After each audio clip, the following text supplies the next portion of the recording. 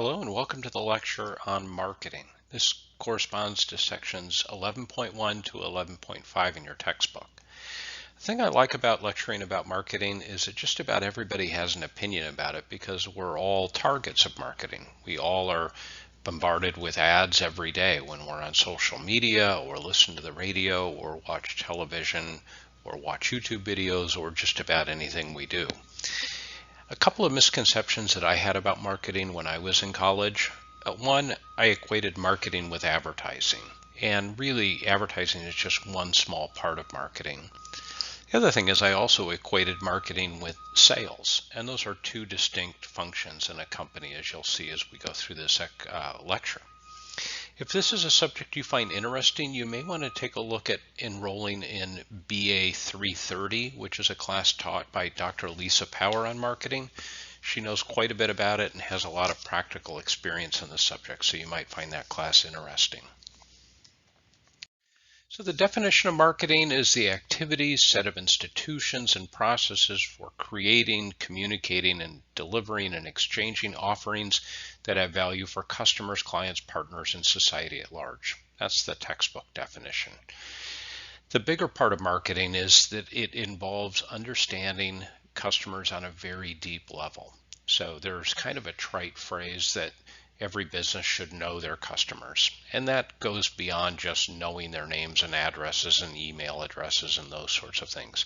It means knowing what keeps them up at night, what worries them, what hopes and dreams they have for their future, knowing what problems plague them. Knowing them to that level enables you to do something meaningful to deliver a solution to those problems. So the greater extent to which you know your customers, the more successful you'll be in developing products for them and in communicating to them what the features and benefits of those products are. So marketing involves discovering unmet customer needs. So what problems do customers have that aren't being met now? It involves researching a potential market, so understanding how many people have this problem, how much are they willing to pay for a solution to the problem, is it worth doing? If you do research and find that only 3 people need what you're offering, it's probably not going to be worthwhile. If you find out that 30,000 people need what you want, well, there might be a business there. Also, you find out what kind of competitors there are, who's currently trying to solve that problem. It helps you produce a product that's capable of satisfying the target customer's needs. So the customer that you're trying to appeal to, what kind of product is needed for that? So you do that together with product development. We'll talk about that more in following lectures. But it's important to make sure that the product matches what the customer is looking for and doesn't exceed it. And then communicating the benefits of that product to the target customer. It's really important to keep in mind that customers buy benefits, they don't buy features. So a feature of a product is all of the physical attributes of it. So the feature of a smoothie might be the ingredients that go into it and the vitamins and calories and fiber and protein and all of those things that are in the smoothie. That's the features of it. The benefit is how that product makes you feel, what it does for your health, how it quenches your thirst or fills you until the next meal comes. So that's what it is that you're buying as a consumer, not the features. So it's important to focus on always communicating what the benefits are for the customer. So historically, marketing, if we start on the bottom of this chart, marketing in the very beginning, the companies were very production focused. So basically any product you could make, if it's a good product, it'll sell itself. You don't need to convince people to buy it. In the 1930s, that shifted more of a sales focus. Now there were people going door to door selling product, describing what the benefits were. Advertising in newspapers was starting to become prevalent. And then in the 1950s, marketing took over, where the customer is king, and finding a need and then filling it was the objective of most businesses. More recently, companies have strived for relationships with customers. So having a high degree of customer loyalty, so customers will stick with you and forego other options in favor of your products and services. That's kind of the goal that companies strive for. And then more recently, social media has taken on a big role in marketing. So communicating with customers in maybe non-traditional ways. If you consider traditional to be ads on TV and magazines, social media is now we have influencers, people that tout a particular product to other potential consumers. That plays more of a role. So the marketing concept is to have a company-wide customer orientation. And I would say that this is in contrast to a company-wide product orientation. So what you'll probably find when you go out to work in the world is that a lot of companies are very focused on their own product. They're almost in love with their product. And they spend all of their time talking about their product and thinking about their product and how to make it better and how to make it cheaper and all of those kinds of things. It's a very inward kind of focus. What they're suggesting instead is that it's healthier for companies, any organization really, to have an external focus, to focus on customers and how are their needs changing and how are we meeting their needs. That will help a company avoid being blindsided by changes in the market. So success in the marketplace begins with the customer. If you can satisfy the customer's needs and continue to do that, meet or exceed their expectations, you're going to be successful. When you stumble in that effort is when you have problems. So consumer behavior, what you choose to buy, is influenced by two different factors. One would be personal influences. That might be your perceptions, your attitudes, things that you have learned over time about that company from past experiences, and most importantly, your self-concept, how you see yourself and how you want yourself to be seen. That's going to drive what decisions you make in terms of purchasing. A good example is the Toyota Prius. So at the same time Toyota released their Prius, which is a hybrid car, so it has an electric motor that helps propel the car in addition to a gas engine, so it's more economical, uses less gas. At that same time, Honda released a hybrid vehicle, the Honda Civic, a hybrid model, and it got similar gas mileage to the Prius. The Prius was wildly successful and the Honda Civic was not very successful at all. The reason for that is the Prius, Toyota understood that part of what customers were buying was the fact that they wanted other people to see them as being virtuous. They wanted other people to see them driving a hybrid car and say, wow, that person is really doing the right thing for the planet. Customers wanted to be seen that way. And so the Prius had a very distinct design. If you see a car that looks like a Prius, you know it's a Prius immediately. Whereas Honda didn't change the design of their Civic at all. They only changed the drivetrain. And so people that bought a Honda, nobody would see them as driving a car that was helping to save the planet, that sort of thing. So how people see themselves influences what they buy. External influences, those are economic trends, unrest in the economy, all of those kinds of things are external that have an influence on what you choose to buy. So here's the basic cycle. If you recognize that you have a problem or an opportunity, some kind of need that needs to be filled, your next step then is to search for what options may fulfill that need. Okay, say you have a need for Mexican food. You might go online and look up some on Yelp or some other website, what options are there for Mexican food. You'll look at a couple of websites, you'll evaluate alternatives, and then you'll make a decision, I want to go to place X. Then you act on that. You go there, you buy the food, and then you have a post-purchase evaluation. Was it as good as I hoped it would be? Was it not as good as I hoped it would be? What's the quality of their margarita? All of that kind of stuff. And then that influences the next time you have that need. So that cycle exists for just about every purchase that I can think of that you might make. So marketing research is the process of going out and collecting data, both internally within the company and externally from the marketplace, from customers, from competitors, from all of that. And again, keep in mind that there's a difference between data and information. So we want to interpret the results, which lets us convert that data into information that we can make decisions on. Those decisions are going to be, what attributes should our product have? What price can we sell it at? How many people might want to buy it? How can we be distinctive relative to our competitors? All of those things can be answered by that kind of research. If we don't do that kind of research, we're flying blind and we're just really gambling with the company's money. Then the last step is to make sure that we communicate that information that we learn from marketing research to people in the company that need it and can act upon it. A couple of ways that could be done. There are really two different categories. There's primary research, where you collect data firsthand from potential customers. You can do that either with focus groups, so those are small meetings of customers that you can talk to about your particular product and get feedback from them. I did that a number of times and found it very, very useful. Or you could do surveys.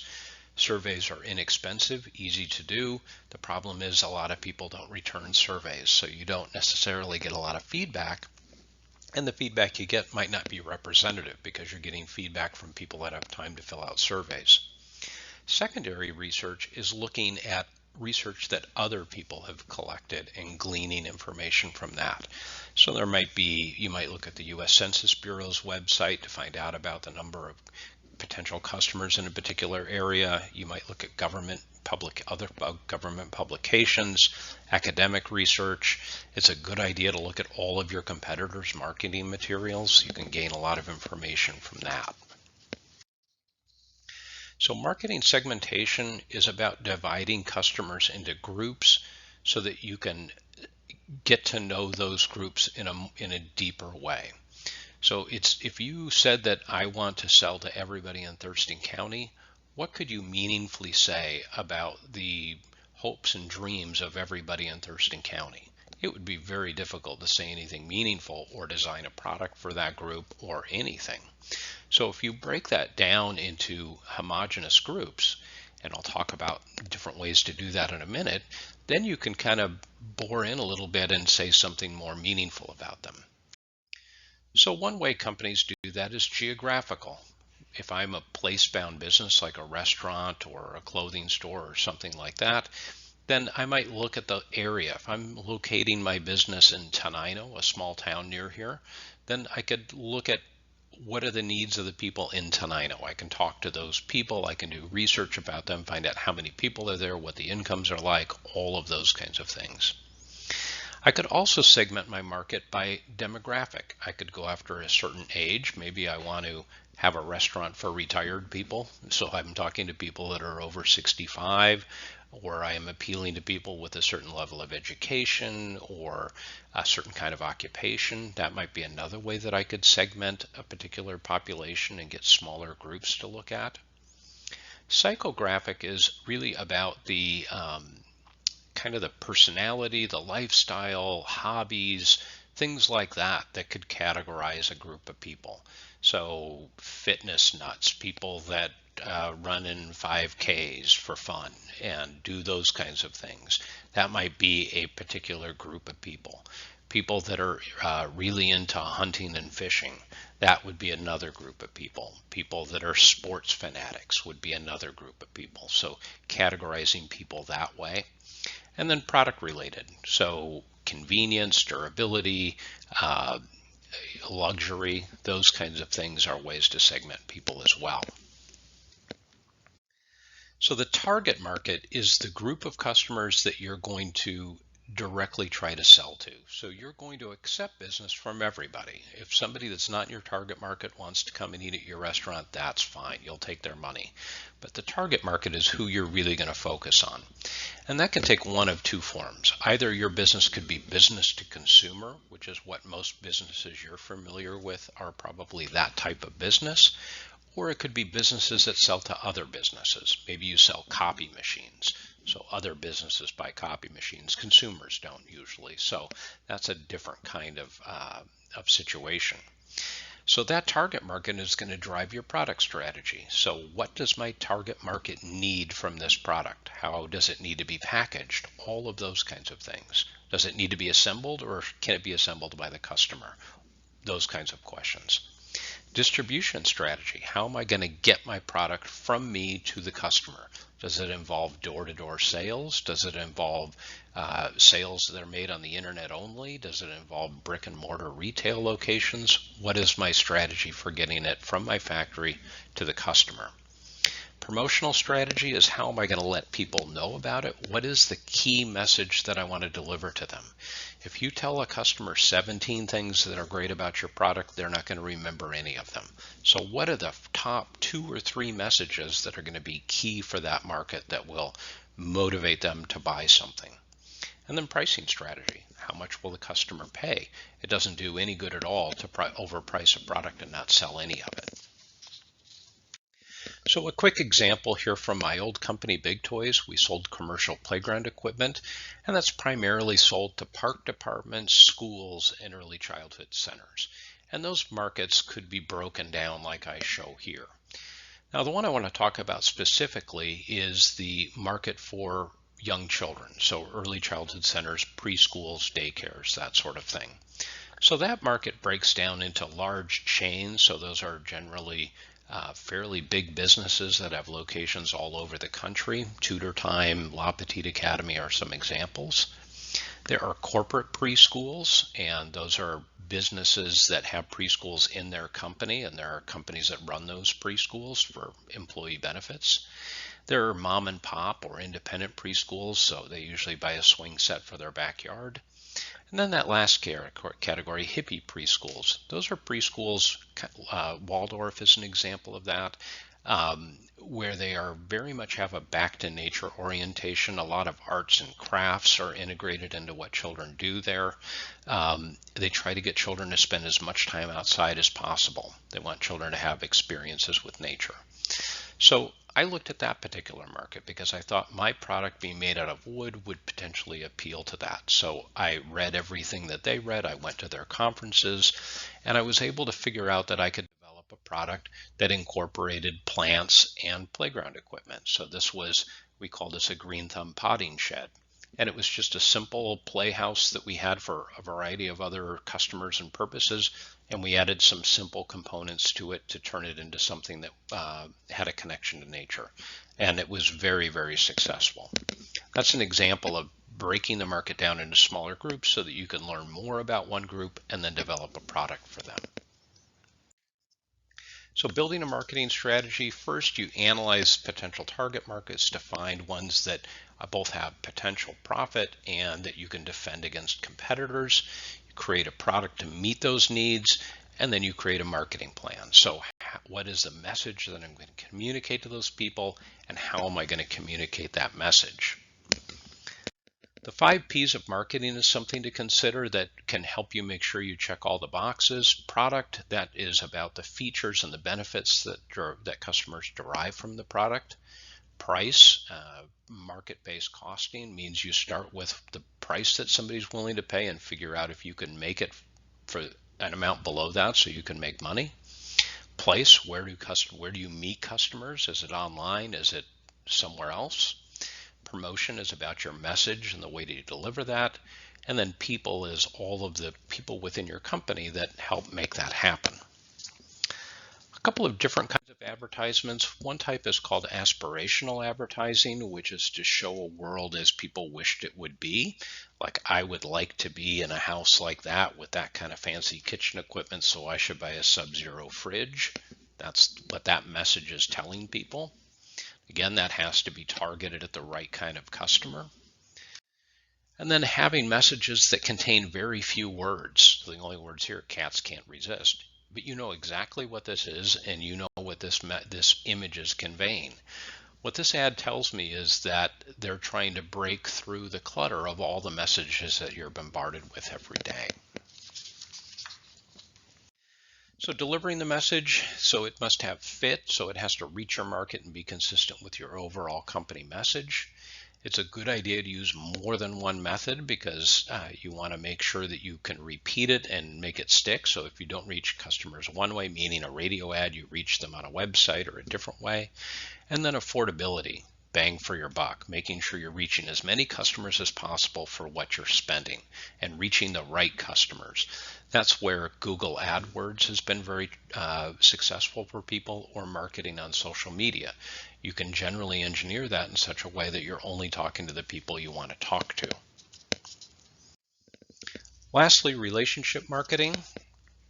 I have 2 slides on this. That's a way of kind of having long-term relations with your customers. So how do you keep people coming back to you? So it's cheaper to get to keep a customer than it is to get a new one.